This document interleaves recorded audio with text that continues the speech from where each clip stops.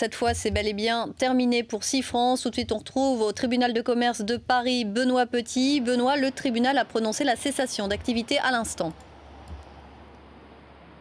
Oui, ce qui veut dire concrètement que SeaFrance arrête d'exister à cet instant, une entreprise fondée en 1996. Ça veut dire surtout que le projet de Scope qui avait été déposé, le seul qui était examiné par le tribunal de commerce de Paris, eh bien, n'était pas suffisant. On s'en doutait un peu puisqu'il n'était pas financé à la hauteur des quelques 50 millions qui étaient nécessaires. Il manquait toujours environ 35-40 millions d'euros. Manifestement, le tribunal de commerce a jugé que l'argent qui avait été récolté n'était pas suffisant pour assurer la pérennité de l'entreprise et a donc décidé la cessation d'activité. C'est une mauvaise nouvelle évidemment pour les salariés qui, beaucoup, très nombreux, croyaient en ce projet de coopérative qu'ils avaient fondé avec la CFDT. Ils espéraient surtout sauver leur emploi grâce à cette Scope. Mais finalement, eh bien, cela va permettre d'examiner les autres projets, ceux qui n'avaient pas été déposés devant le tribunal de commerce, mais qui sont apparus ces derniers jours.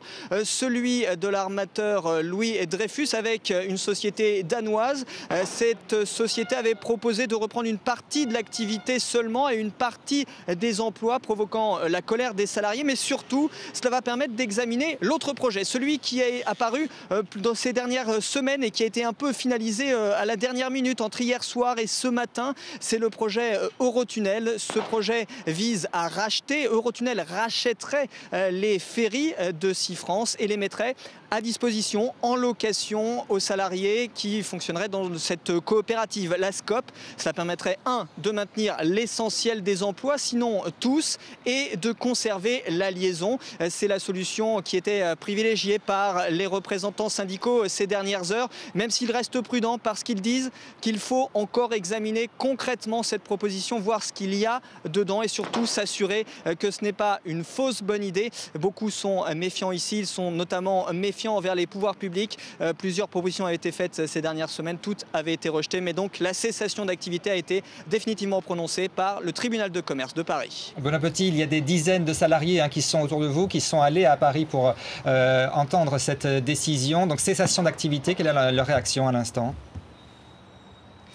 Ils ne le savent pas encore, ils n'ont pas encore appris officiellement parce que leurs représentants syndicaux ne sont pas encore sortis du tribunal de commerce. Aucun doute, les premiers mots de ces représentants seront pour les salariés. Ils vont tenter de leur expliquer concrètement ce que cela veut dire, mais ils risquent d'être très en colère. En tout cas, ils ne voulaient pas croire que SeaFrance arrêterait d'exister aujourd'hui jusqu'au bout. Ils pensaient que ce projet de Scope avait une chance d'être financé, avait une chance d'être accepté par le tribunal de commerce de Paris. C'est donc tous ces espoirs, plusieurs mois de combat pour eux qui maintenant sont douchés. Alors il va falloir expliquer peut-être que cet abandon de SeaFrance peut permettre de voir renaître la compagnie sous un autre nom, sous une autre forme, peut-être avec Eurotunnel.